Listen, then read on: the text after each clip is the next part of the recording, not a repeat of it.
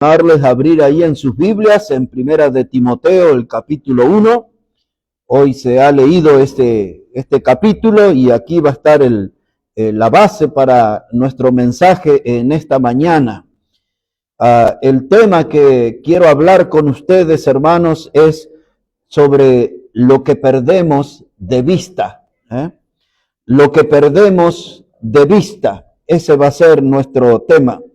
A veces en la vida, hermanos, somos muy descuidados, a veces somos ingratos, a veces, hermanos, en nuestras distracciones perdemos de vista las cosas importantes, las cosas que son valiosas. Y una de aquellas cosas que perdemos de vista es la salvación eterna que tenemos en Cristo, es el perdón de pecado que tenemos en su sangre. Una de las cosas que perdemos de vista es saber que Jesucristo vino a este mundo a salvar a los pecadores.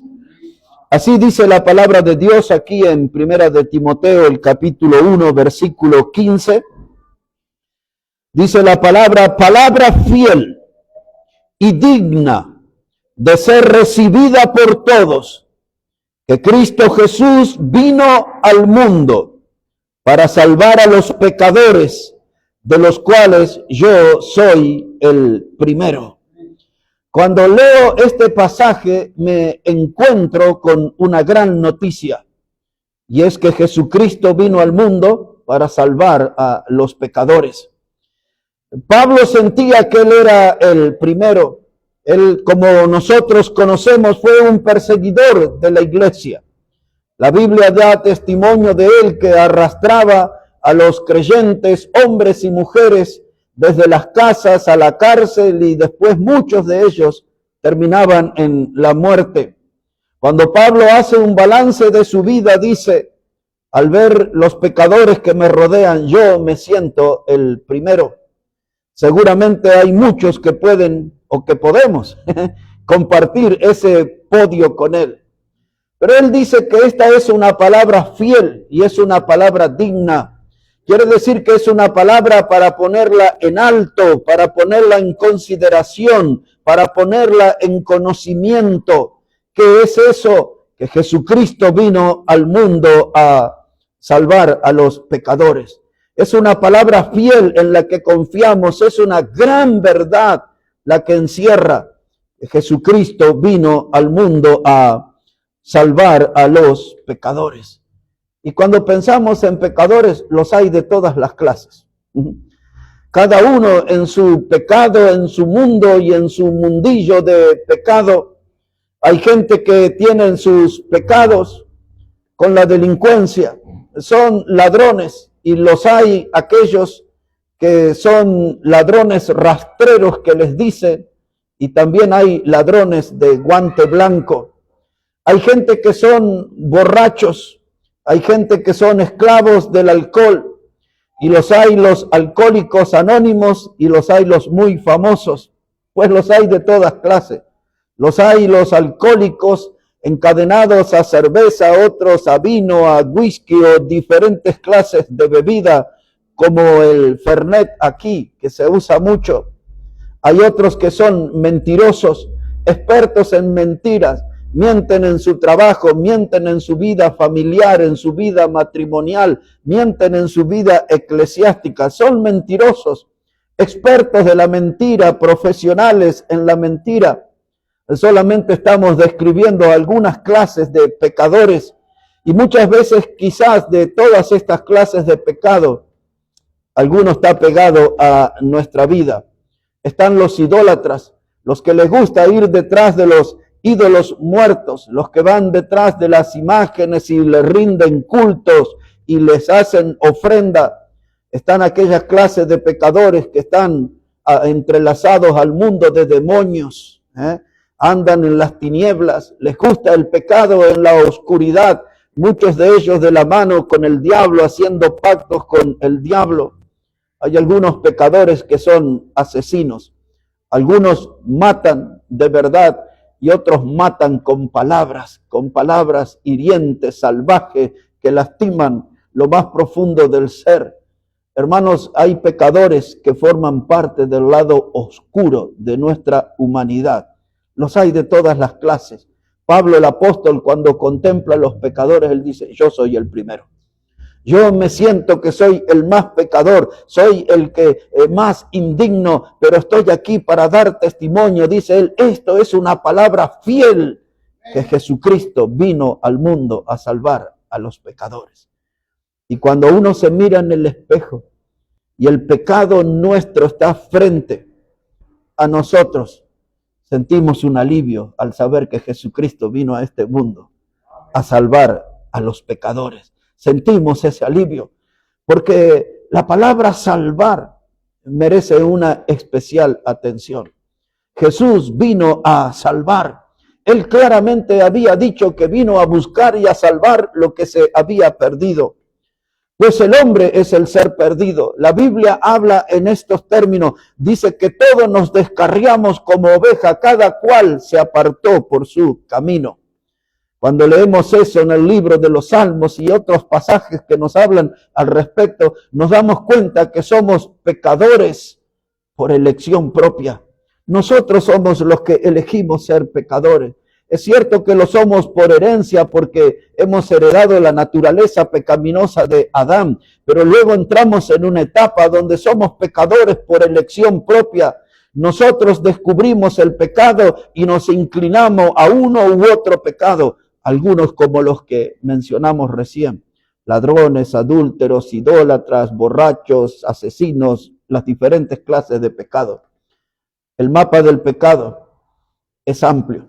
El mapa del pecado abarca todo este mundo, porque el pecado ha salido por toda la tierra, el pecado florece en cada corazón de una vida que le ha dado la espalda a Dios. Y ahora la gran noticia es que Jesucristo vino a este mundo a salvar a los pecadores.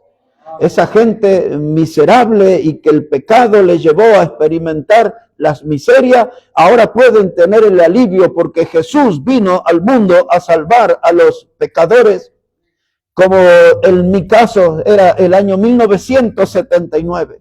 El día que sentí que el Señor me rescató del pecado y me salvó y que esto se hizo una realidad en mi vida, Él llegó a mí para salvarme y desde aquel tiempo del año 1979 yo puedo decir a viva voz, Jesús es mi Salvador, Él es mi Salvador. Esa es una verdad que yo no quiero perder de vista.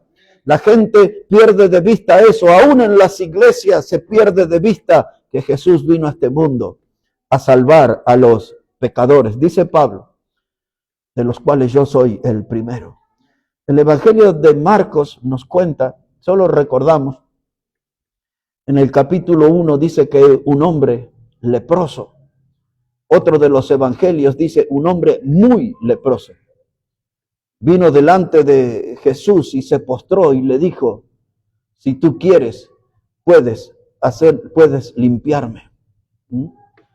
Ese hombre vivía en un mundo de desesperación. Como nosotros sabemos, el leproso era alguien que era revisado por el sacerdote y cuando se descubría que era portador de esa enfermedad, tenía que irse a vivir a una cueva, a un lugar apartado, lejos de sus afectos, y era una persona que estaba condenada a morir en soledad. En los casos que vemos en la Biblia, como aquel general sirio que se llamaba Naamán, con otros 10 leprosos que el Señor Jesús encontró en el camino y fueron sanados, y solo uno volvió a agradecerle, ¿recuerdan? Y era samaritano, dice el Evangelio, el que volvió, el leproso sano, de los 10 que volvió a agradecer a Jesús.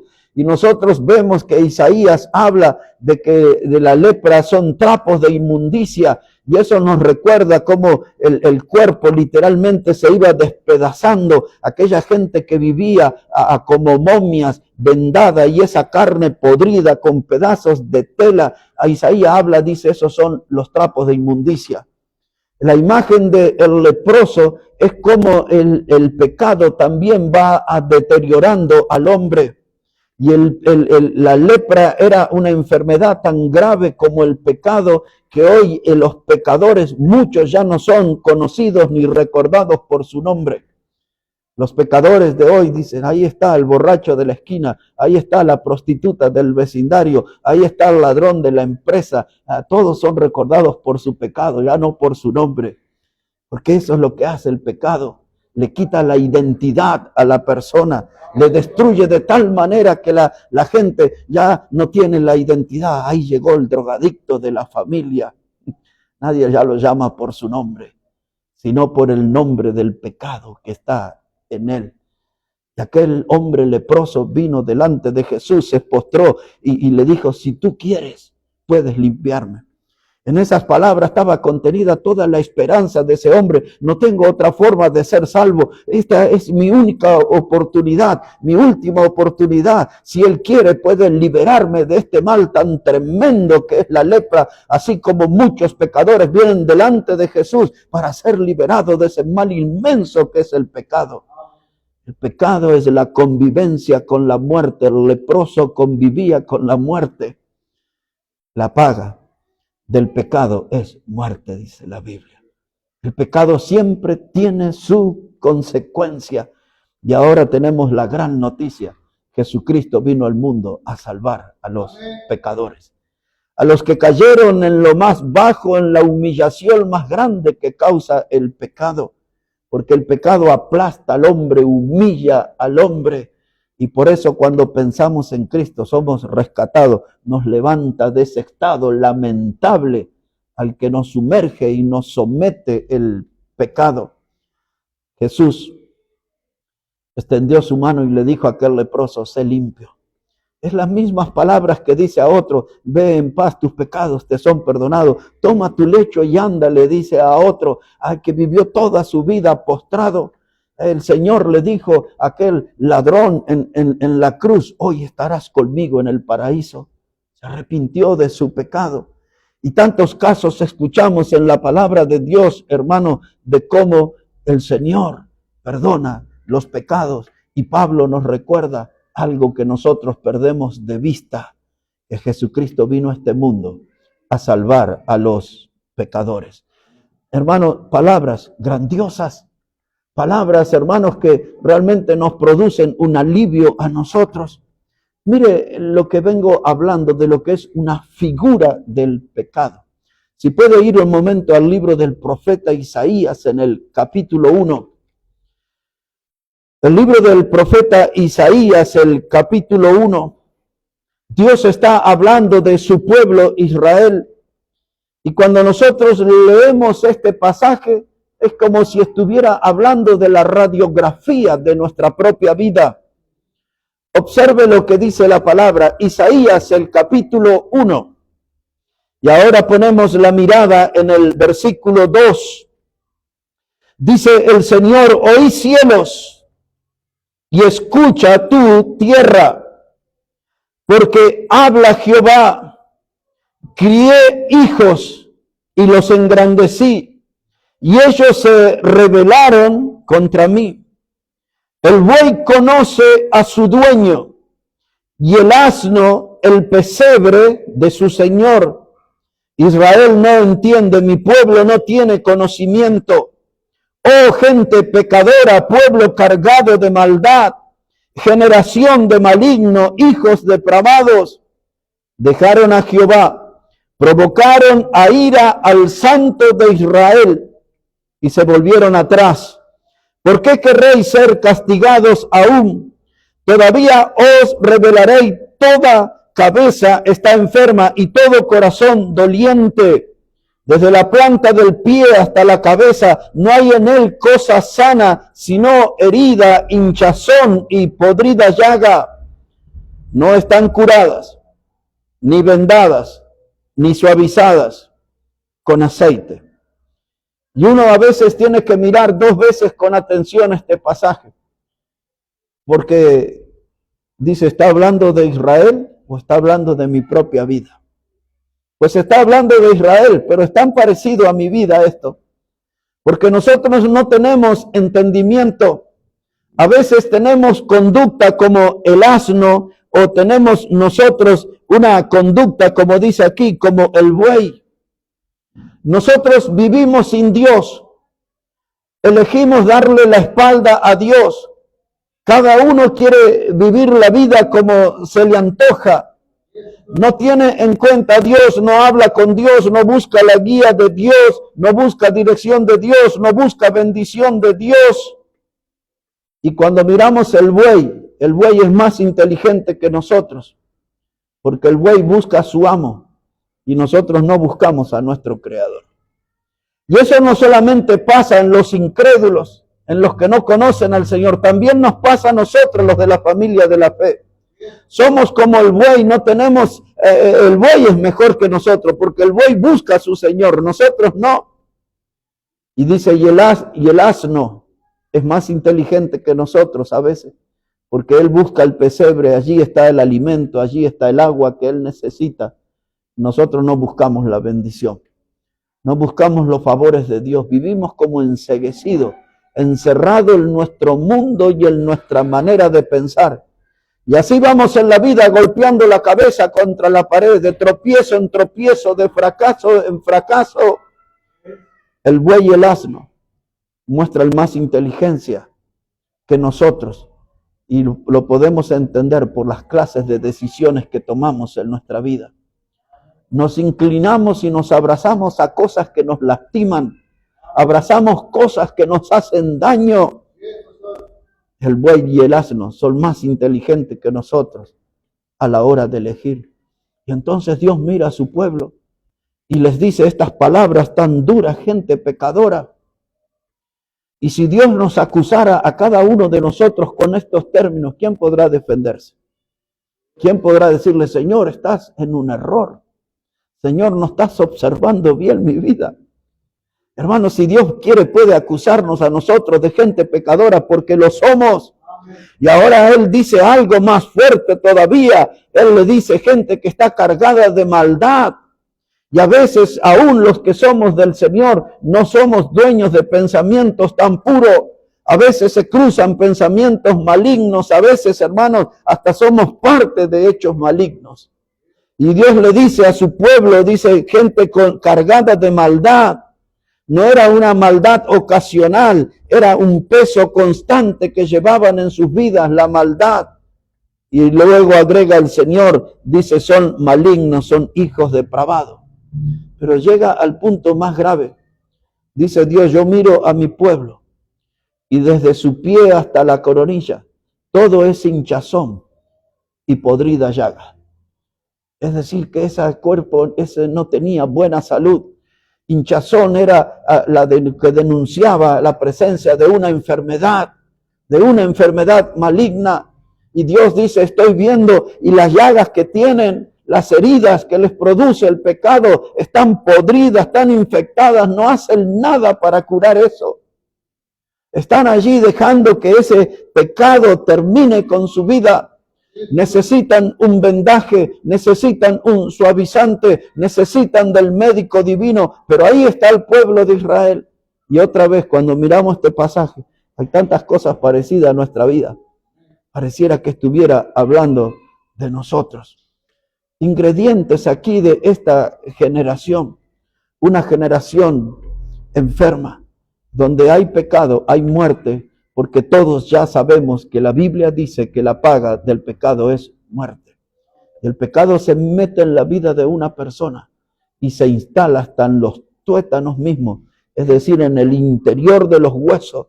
Allí se vuelve un habitante.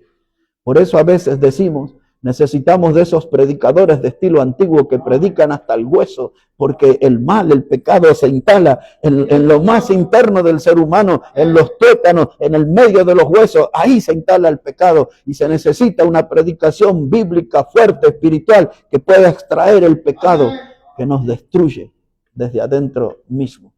Pero Pablo dice, hay una gran noticia. Yo sé que la han perdido de vista algunos, pero la gran noticia es que Jesucristo vino a este mundo a salvar a los pecadores. Un poco más acerca de esto en el Evangelio de Juan, el capítulo 3. El Evangelio de San Juan, el capítulo 3, versículo 17. Yo sé que todos ustedes conocen el texto vecino, el 16. Pero observe con atención lo que dice el Evangelio de San Juan, el capítulo 3 y el versículo 17. Está hablando aquí el Señor Jesucristo y Él dice estas palabras: porque no envió Dios a su Hijo al mundo para condenar al mundo, sino para que el mundo sea salvo por Él. Y que el que en Él cree no es condenado, pero el que no cree ya ha sido condenado porque no ha creído en el nombre del unigénito Hijo de Dios. Es lo que Pablo dijo, en otras palabras, que Jesucristo vino al mundo a salvar a los pecadores. Este texto respalda ampliamente esa verdad. Este texto dice que Dios no lo envió a su Hijo Jesucristo a condenar al mundo, sino que el mundo sea salvo por Él. Es lo que Pablo dice. Y dice ahora este pasaje que aquel que cree no es condenado, pero el que no cree sí es condenado porque no ha creído en Cristo, en el unigénito Hijo de Dios. La gran noticia, hermanos, Jesús vino a este mundo a salvar a los pecadores. En donde hay un pecador debe poner atención. Donde hay un pecador debe abrir bien su oído, porque aquí hay una noticia beneficiosa para su alma, que Jesús vino a este mundo a salvar a los pecadores. Salvarnos del juicio de Dios, salvarnos de una condenación, salvarnos de las llamas eternas del infierno. Él vino a salvarnos. Pero nosotros lo hemos perdido de vista eso, porque en el pueblo de Dios no se ve gente con gratitud. No se ve gente siguiendo al Señor. Cada domingo, aquí mismo en nuestra congregación, la gente no tiene gratitud. No dice, yo voy a la casa de Dios porque Jesús vino a salvarme a mí, que soy pecador, y lo demuestro yendo a su casa, buscando comunión con Él, buscando bendición con Él. Y lo que nos pasa a nosotros pasa en diferentes lugares. Gente ingrata, gente que ha perdido de vista esta gran verdad, que Jesús vino al mundo a salvar a los pecadores. Porque si usted tuviera presente esta verdad, estaría siempre en la casa de Dios. Estaría siempre en la casa de Dios. Aquí Juan capítulo 3, verso 36. Observe, por favor. El mismo capítulo, el último versículo, Juan 3, verso 36. Dice la Escritura que el que cree en el Hijo tiene vida eterna. Pero el que rehúsa creer en el Hijo no verá la vida, sino que la ira de Dios está sobre él. Aquí está la gran noticia otra vez. El que cree en el Hijo tiene vida eterna. La única forma que tiene el hombre pecador de alcanzar salvación es creyendo en Jesús, en el Hijo de Dios. Dice, el que cree en el Hijo, ese tiene vida eterna. ¿De qué modo Él logró esa vida eterna? Tenemos una cantidad de pasajes para presentar. Uno que viene rápidamente a nuestra memoria es el que dice Pedro. Dice que Jesús nos compró no con oro ni plata, que son cosas corruptibles, sino con su sangre preciosa.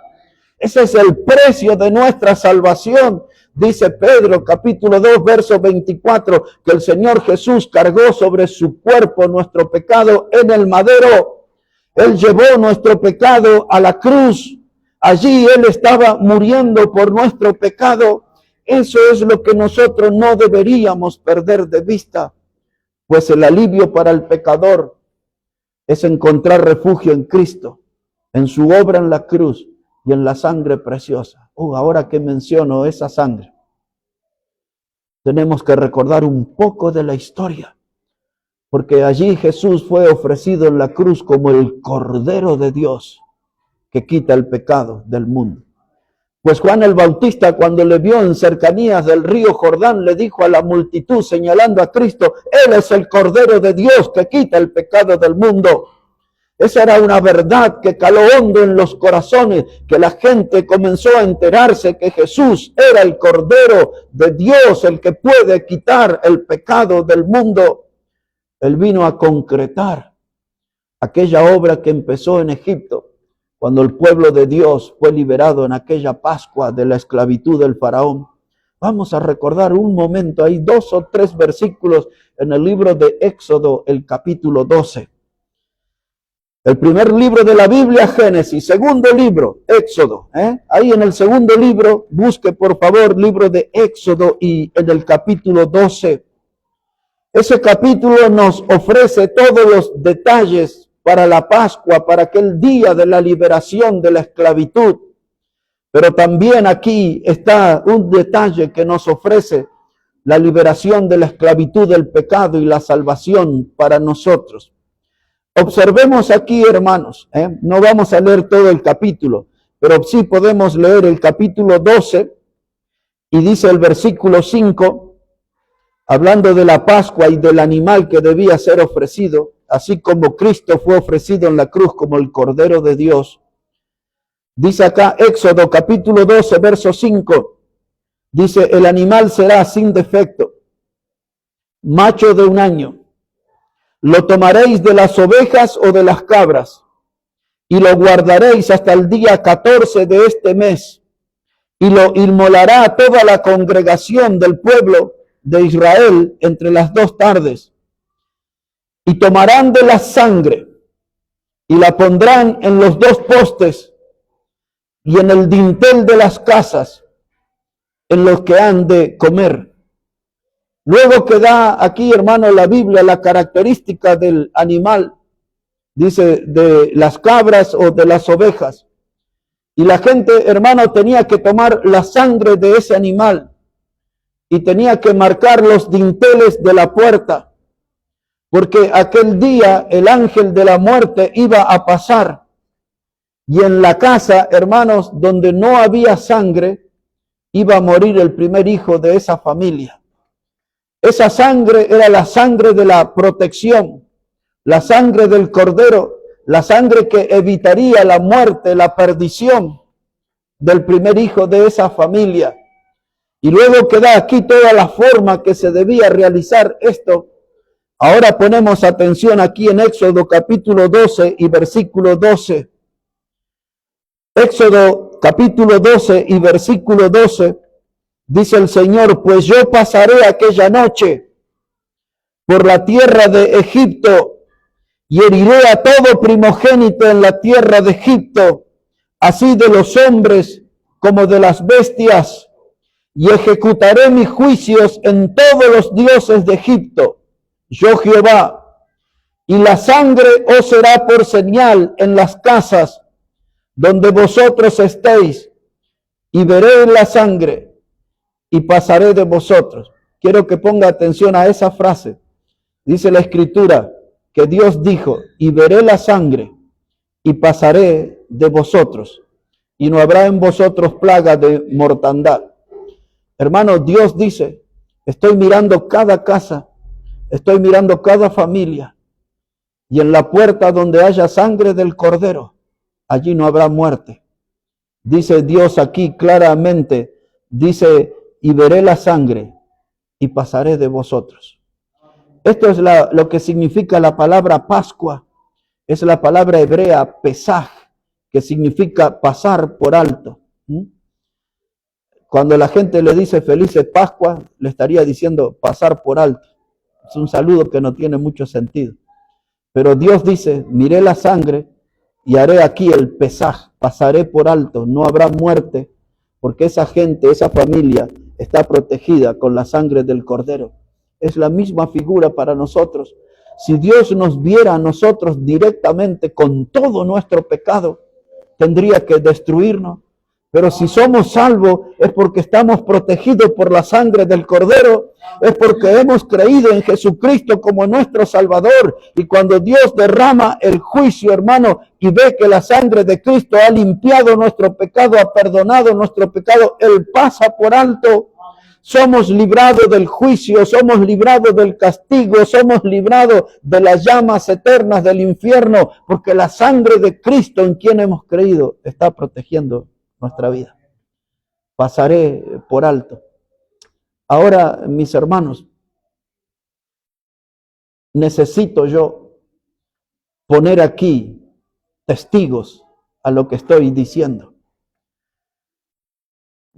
Al menos que yo he contado, quizás hay varias más, por lo menos 10 veces en la Biblia dice que no se debe admitir un juicio si no hay 2 o 3 testigos. La Biblia habla así en el Antiguo Testamento, habla así en el Nuevo Testamento. Un ejemplo del Nuevo Testamento es cuando un hermano tiene problema con otro. Dice, háblale a tu hermano, y si no te escuchare, entonces llama a 2 o 3. Dice la palabra de Dios, 1 Timoteo 5:17, contra un anciano o un pastor, la misma palabra, anciano, pastor, dice, no admitas acusación si no es con 2 o 3 testigos. Si vas a decir algo contra un pastor, asegúrate de tener 2 o 3 personas que certifiquen la acusación que vas a hacer. Y así encontramos en la palabra de Dios. Después ya en sus casas, si ustedes quieren leer en el libro de Deuteronomio, capítulo 17, versículo 6, habla de eso, 2 o 3 testigos. El mismo libro de Deuteronomio, hermanos, el capítulo 19, versículo 15, habla acerca de eso. Y toda esa cantidad de pasajes, al menos 10, yo lo voy a resumir en uno para leer con ustedes. En 2 de Corintios, capítulo 13, versículo 1. Estamos hablando, hermanos, de las cosas que perdemos de vista. Y la gran verdad que se ha perdido de vista es que Jesucristo vino al mundo para salvar a los pecadores. Y lo que estoy haciendo, hermanos, es al seguir el procedimiento bíblico, yo quiero presentar 2 o 3 testigos en esta mañana que van a testificar de que Dios perdona nuestros pecados cuando estamos en Cristo y pasa por alto como en la Pascua. Aquí, hermanos, en 2 de Corintios, el capítulo 13 y el versículo 1. Segunda carta a los Corintios, el capítulo 13 y el versículo 1. Así dice la palabra. Esta es la tercera vez que voy a vosotros. Por boca de 2 o 3 testigos se decidirá todo asunto. Note lo que dice aquí el apóstol Pablo. Él está citando lo que yo mencioné de Deuteronomio 19:15. Pero él dice aquí, hermanos, que todo asunto se debe decidir con 2 o 3 testigos. La gran noticia es que Jesucristo vino al mundo a salvar a los pecadores. ¿Cuáles son los testigos? ¿Cuáles son los testigos de la Biblia que certifican de que Dios va a perdonar nuestros pecados? Les voy a presentar en esta mañana 2 o 3 testigos para que podamos confiar y decir igual que Pablo, palabra fiel y digna de ser recibida por todo es esta, que Jesucristo vino al mundo a salvar a los pecadores, de los cuales yo soy el primero. El primer testigo que citaré en esta mañana es el profeta Isaías. Si podemos ir allí por un momento al libro del profeta Isaías en el capítulo 43. Isaías, el capítulo 43. Y allí leeremos el versículo 25. Mire cómo dice la palabra de Dios, Isaías, el capítulo 43 y el versículo 25. Dice la palabra, yo soy el que borro tus rebeliones por amor de mí mismo y no me acordaré de tus pecados. Aquí Dios está hablando con su pueblo y dice, yo soy el que borro las rebeliones, el que borra el pecado. En la vida de un cristiano, ¿de qué modo se borra su pecado? A través de la sangre de Jesucristo. Primera de Juan 1:7 dice, y la sangre de Jesucristo nos limpia de todo pecado. Nos limpia, borra, elimina el pecado. Pablo le escribió a los colosenses y le dijo que cuando Cristo estuvo en la cruz, anuló el acta de los decretos que nos era contraria, clavándolo en la cruz. Así que había un acta, una constancia que certificaba todos nuestros hechos pecaminosos. Pero cuando Cristo fue a la cruz y derramó su sangre, dice Pablo, Él anuló el acta de los decretos que nos era contraria. Es decir, que los dejó sin efecto. ¿De qué modo? Borrando todo su contenido. ¿Con qué material? Con su sangre preciosa. Con su sangre preciosa. Y Dios aquí, usando a Isaías como testigo, dice, yo borro tus rebeliones, no me acordaré más de tus pecados. ¿Cuándo va a suceder eso? Para aquellos que están seguros que están en Cristo. Si no está en Cristo, no está protegido por su sangre. Si no está en Cristo, su pecado está al descubierto. Y Dios va a actuar en consecuencia.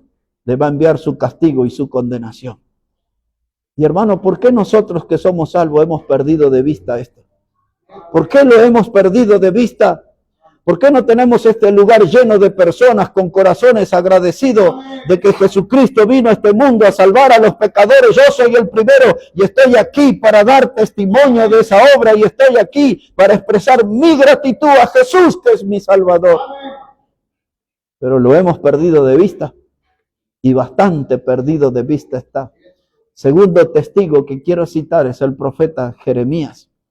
Observe allí el libro del profeta Jeremías, el capítulo 31.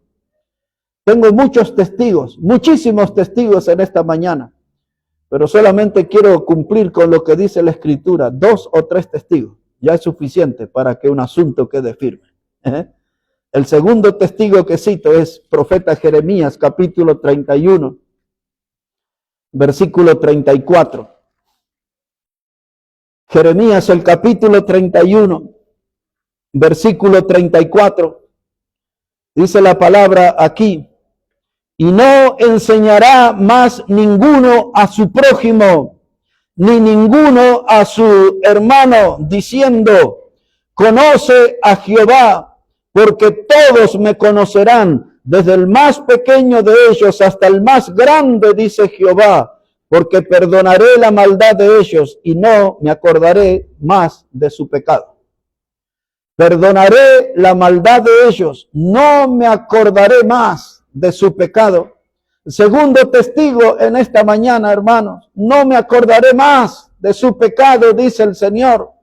Cuando leemos nosotros en el Salmo 103, dice que Él aleja nuestras rebeliones, así como el oriente del occidente. Él aleja nuestro pecado, no me acuerdo más.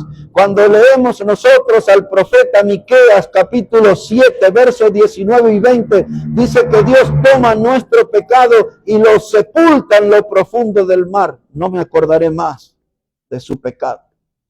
2 o 3 testigos para que un asunto quede firme. Ahora les llevaré al Nuevo Testamento, a la carta a los Hebreos en el capítulo 10. Ya estamos terminando, hermano, aquí. Hebreos, el capítulo 10. Quiero que observe por un momento el versículo 17. Hebreos, el capítulo 10 y el versículo 17.